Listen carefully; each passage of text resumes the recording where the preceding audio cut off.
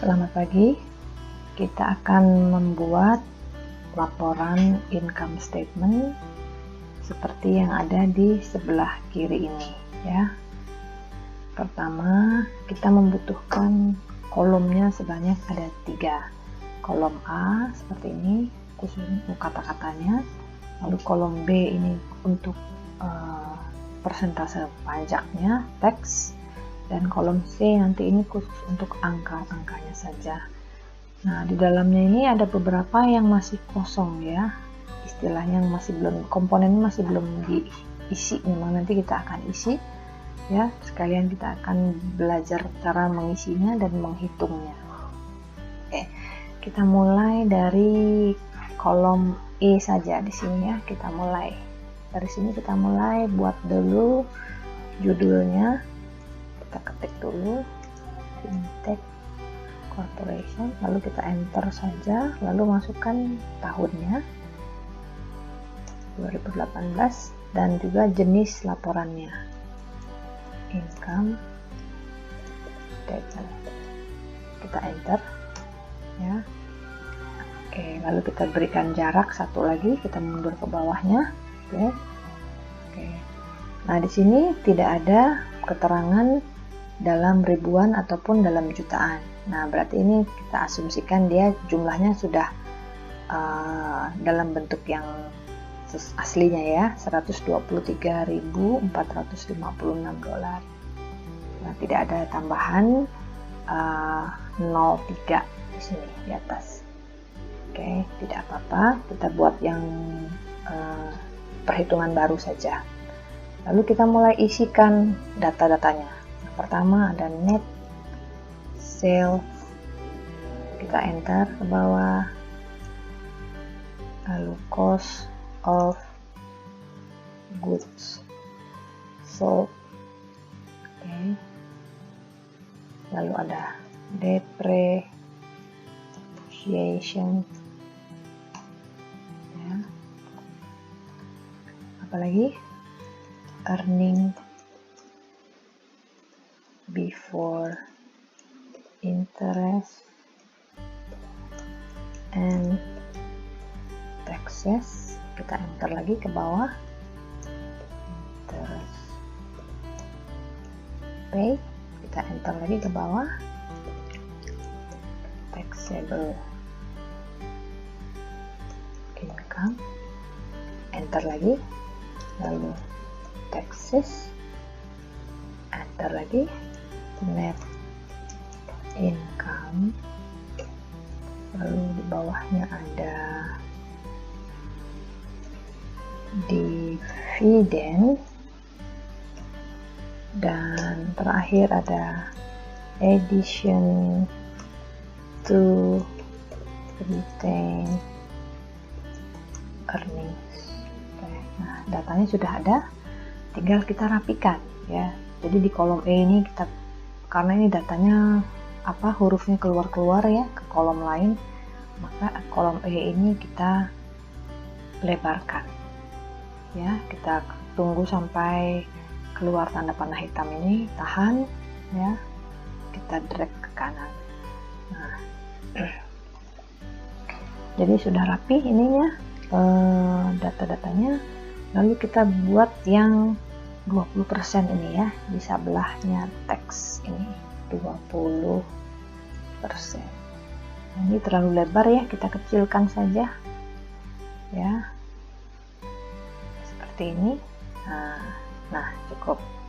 Lalu kita siapkan kolom yang berikutnya, yang angka-angkanya. Kita mulai dari net sales. Di sini kita ketik 1, 2, 3, 4, 5, 6, enter, lalu 40.000, enter, lalu ada depresiasi 130, kita enter, earning before interest and taxes ini kosong, kita ke bawahkan saja dulu, interest paid 150, enter ya, semua di bawah masih kosong sampai dividen 10.000. Nah, seperti ini ya. Nah, jadi nanti akan tampilannya seperti ini. Lalu kita mulai judulnya kita ketengahkan lagi ya. Ya, kita highlight ini sampai tanda-tanda tambah putih ini. Highlight di blok dulu. Pilih merge and center. Nah, dia pindah ke tengah. Nah, begitu juga yang ini, kita drag ke kanan sesuai dengan jumlah kolom kita. Oke, nah sudah ya, sudah sama, tinggal kita perbesar ya. Kita highlight dulu dua-duanya, kita mau perbesar, tebalkan, lalu dibesarkan. Nah, kira-kira seperti ini ya. Nah, oh ya, kita mau buat itunya dulu ya, bordernya dulu. Nah, ini kita tinggal blok lagi, kita pilih bordernya yang mana, kita pilih yang outside border ya, ini. Nah, jadi sudah kelihatan. Nah, sekarang ini karena ini merupakan satu kesatuan, kita buat bordernya jadi sampai dari kiri, bawah, dan paling kanan saja. Jadi kita highlight lagi. Oke, kita pakaikan outside border. Nah, sampai sini. Jadi sudah ada tampilan ini. Oh, yang sekarang kita buat garisnya ini ya. 130 ada garis, kita gunakan yang ini saja. Oke. 150 juga ada garis bawahnya. Nah, sudah ya. Nah, ini hurufnya terlalu kecil nampaknya ya. Kita coba besarkan ya. Kita highlight, kita ininya saja yang kita besarkan ya. Nah, gitu. Nah, ya, bisa. Nah, ini di kolom E hurufnya keluar baris ya, keluar dari garis, kita besarkan lagi. Nah, seperti ini. Jadi kelihatan lebih mudah dilihat ya. Ini saya tempel dikit ya, kayak saya perkecil supaya lebih dekat. Ini pun saya besarkan sedikit ya. Nah, sekarang bagaimana kalau mau menampilkan currency-nya atau mata uangnya ya. Kita lihat dari bagian sini ya. Jadi kita highlight dulu angka-angka ini ya, highlight dari atas sampai bawah karena nanti ada angkanya di sini. Lalu kita ganti, kita klik bagian general ini ya. Nah, kita cari yang currency. Nah, karena di sini masih dalam rupiah settingannya, berarti kita harus cari, ubah dengan mengklik more ya. Ini more number format. Jadi kita cari format yang lain ya. Nah, dia akan keluar, kita cari yang currency ini. Nah, kita bisa lihat sekarang di sini yang sudah ada di setting adalah rupiah. Maka kita ganti simbolnya, misalnya tadi sesuai perintah maunya dolar ya. Jadi kita cari dolar Amerika. Dolar Amerika ini dia, United States. Klik OK ya. Nah, ini akan berubah semua. Nah, jadi angkanya sudah berubah. Yang persentase jangan ya, karena ini dia beda, bukan pakai dolar, dia persen. Nah, sekarang tinggal bagaimana mengisinya. Jadi kita sekarang harus paham bahwa di laporan income statement itu hanya terdiri dari dua komponen besar saja sebetulnya. Ya, yang pertama adalah komponen net sales ataupun hasil dari penjualan ya, uang yang kita terima dari penjualan, lalu dia akan dikurangi dengan aneka macam biaya. Jadi hanya dua komponennya ya, komponen besarnya. Jadi itu patut diingat ya, income statement itu hanya terdiri dari dua komponen besar. Yang pertama adalah uang yang masuk yang kita dapat dari hasil penjualan dikurangi dengan total biaya. Total biayanya itu adalah macam-macam nanti di sini, tergantung di dalam laporan keuangan kita. Nah, di sini kita lihat ya, biaya kita apa saja sih gitu ya. Di sini kita lihat. Jadi yang pertama, biaya-biayanya itu antara lain adalah ini. cost of goods sold. Artinya adalah harga pokok penjualan. Jadi semacam kita memproduksi barang, kemudian ada biayanya untuk memproduksi barang tersebut ya, harga bahan baku lah ya, bahan bakunya itu seperti bahan baku. Nah, itu kalau kita jual sebelum ditambahkan dengan keuntungan, ditambah dengan biaya-biaya lain, nah itu berapa? Nah, itu ya namanya cost of goods sold. Nah, itu. Nah, kemudian ada lagi biaya yang kedua. Ya, biaya yang kedua nanti juga akan mengurangi dari pendapatan kita. Yang kedua adalah biaya depresiasi atau biaya penyusutan.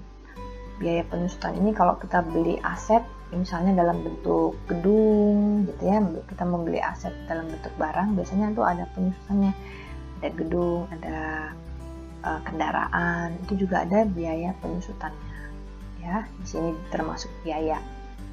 Nah, kemudian biaya yang selanjutnya itu adalah biaya bunga ya, biaya bunga ini. Jadi biaya ketiga ya, ada biaya kalau kita berhutang, biasanya kalau perusahaan itu punya hutang itu berarti kita mesti bayar biaya bunganya. Nah, ini termasuk biaya. Nah, biaya yang keempat itu adalah ini, pajak. Ya, jadi namanya kalau kita sudah mendapatkan sudah mendapatkan laba, nanti di pelajaran sebelumnya sudah ada dijelaskan kalau ada cash flow, aliran cash flow itu ada uang masuk, nanti ada uang keluar, itu salah satunya adalah untuk membayar pajak kepada pemerintah. Nah, di situ ya. Jadi di sini kalau dilihat dari laporan keuangan ini, sebetulnya yang termasuk biaya itu ada 4 komponen. Ya, saya berikan warna yang beda ya supaya kelihatan beda-beda. Nah, ini berarti biaya semua. Nah, nanti hasil penjumlahannya itu namanya net income. Jadi net income ini sebetulnya bisa didapat dari hasil penjualan tadi, net sales ya, uang yang kita terima dari hasil menjual dikurangi dengan biaya dan biaya. Gitu. Hasilnya tuh nanti dalam bentuk di sini net income. Tapi biasanya kalau di dalam laporan keuangan, biasanya kita menghitungnya diperinci satu-satu sebelum sampai ke net income. Jadi cara menghitungnya tuh satu-satu ke bawah ya supaya lebih mudah. Nah, caranya bagaimana?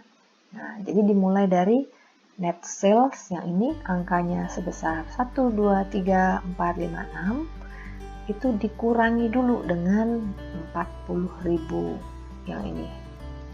Nah, lalu nanti dikurangi lagi dengan depresiasi. Ya, jadi dari ini net sales dikurangi dulu dengan cost of goods sold, lalu dikurangi dengan depresiasi.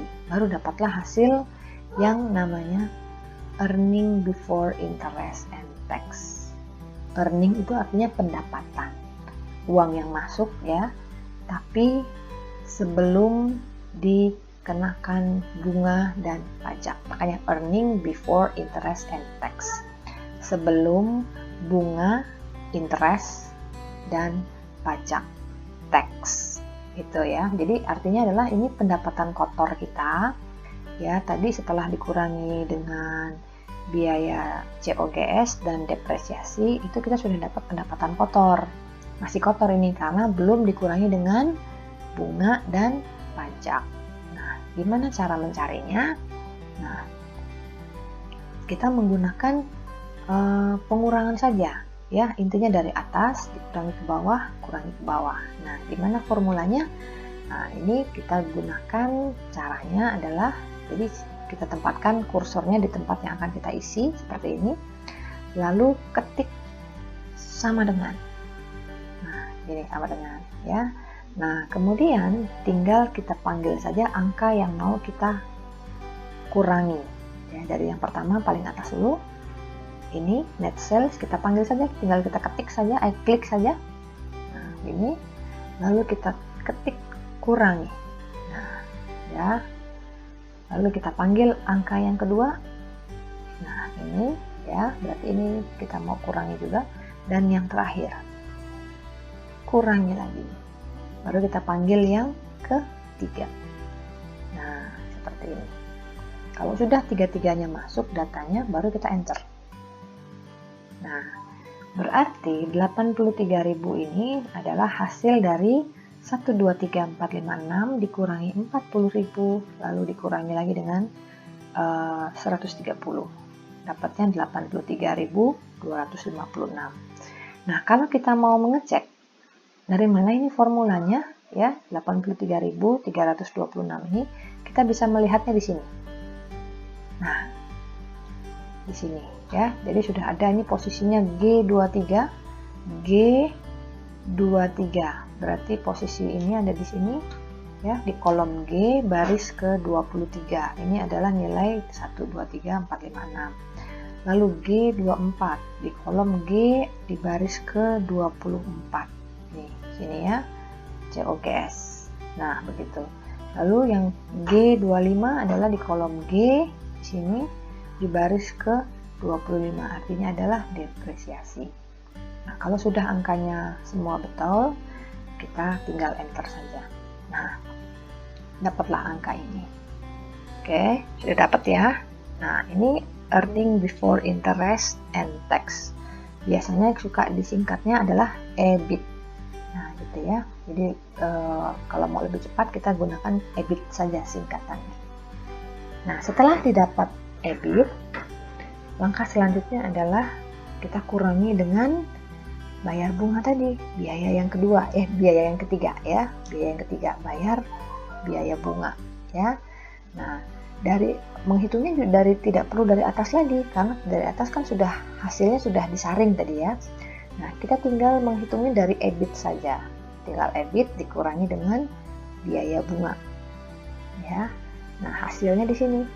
Nah, namanya hasil pengurangannya itu namanya adalah taxable income.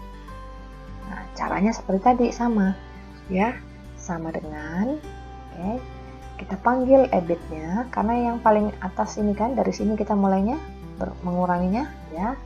Lalu ketik kurangi dan kita panggil yang biaya bunganya, interest paid, kita klik saja.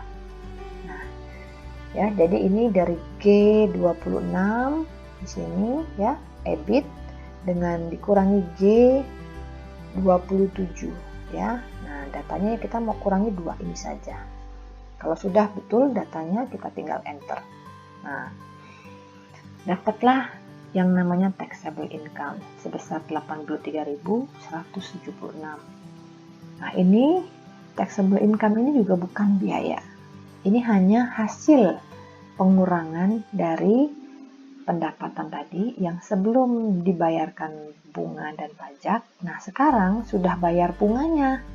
Nah, berarti ini adalah pendapatan yang tinggal belum bayar pajak gitu ya, atau pendapatan yang siap mulai bayar pajak karena setelah ini kita akan bayar pajak. Nah, gitu. Nah, bagaimana cara membayar pajaknya gitu ya? Oh, di sini disebutkan 20% bayar pajaknya.